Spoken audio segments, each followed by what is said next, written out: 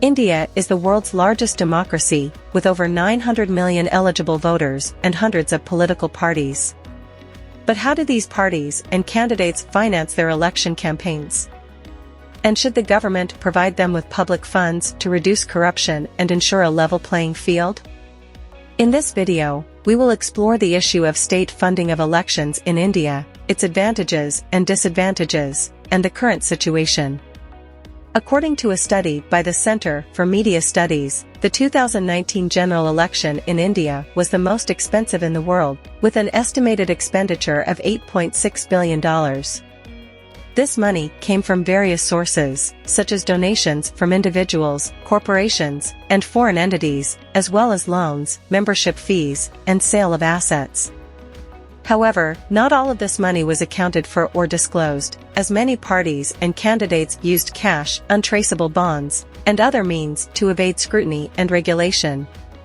The lack of transparency and accountability in election funding has raised several concerns, such as the influence of money power on policy making, the erosion of public trust in democracy, and the unfair advantage of wealthy parties and candidates over their less affluent rivals.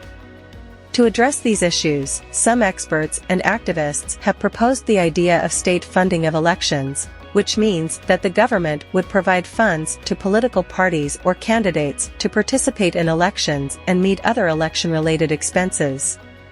State funding of elections means that the government provides funds to the candidates or political parties for contesting elections and meeting other election-related expenses. The idea of state funding of elections has been debated in India for a long time, with various committees and commissions recommending it as a measure to curb corruption, reduce the influence of money power, and ensure a level playing field for all contestants. However, the feasibility of state funding of elections in India depends on various factors, such as the legal framework, the electoral system, the political culture, the availability of resources, and the public opinion. Advantages of state funding of elections in India. Some of the potential benefits of state funding of elections in India are: it would reduce the dependence of candidates and parties on private donations, especially from dubious sources, which often lead to quid pro quo arrangements and policy capture by vested interests. It would enable candidates and parties to focus more on their political agenda and public outreach, rather than spending time and energy on fundraising activities. It would create a more level playing field for candidates and parties, especially for those who lack financial resources or represent marginalized sections of society, such as women, Dalits, and minorities. It would enhance the transparency and accountability of political finance, as the state funds would be subject to strict regulations, reporting, and auditing requirements. It would improve the quality of democracy, as the voters would have more choices and information, and the candidates and parties would have more incentives to perform well and deliver on their promises. Disadvantages of state funding of elections in India. Some of the possible drawbacks of state funding of elections in India are: it would entail a huge financial burden on the public exchequer, as the cost of elections in India is very high, and the number of candidates and parties is very large.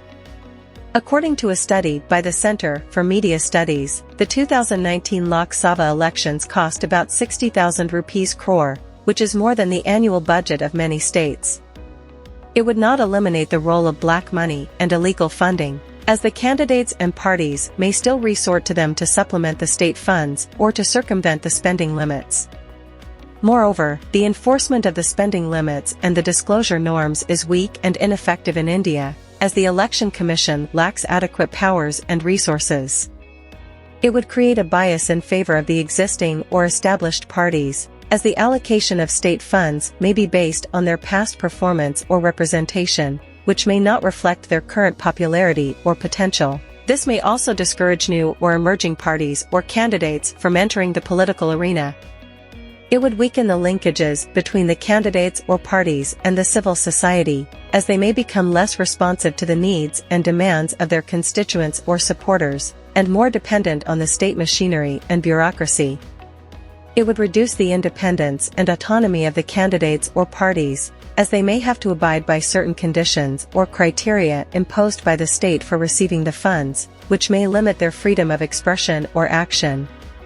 Conclusion. In conclusion, state funding of elections in India is a complex and controversial issue that has both advantages and disadvantages, and requires a holistic and balanced approach.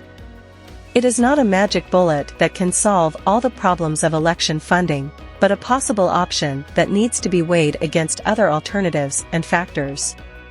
Ultimately, the decision on state funding of elections should be based on the principles of democracy, fairness, transparency, and accountability, and the interests of the people and the nation. State funding of elections in India may be desirable as a means to reform the political finance system and to strengthen the democratic process, but it may not be feasible or sufficient without addressing the underlying issues of corruption, criminalization, and lack of accountability in Indian politics. State funding of elections in India may be possible only if there is a broad consensus among the political parties and the public, and if there is a robust legal and institutional framework to regulate, monitor, and enforce the political finance rules and norms. What do you think about state funding of elections in India? Do you support or oppose it? Why? Leave your comments below and don't forget to like, share, and subscribe. Thank you for watching.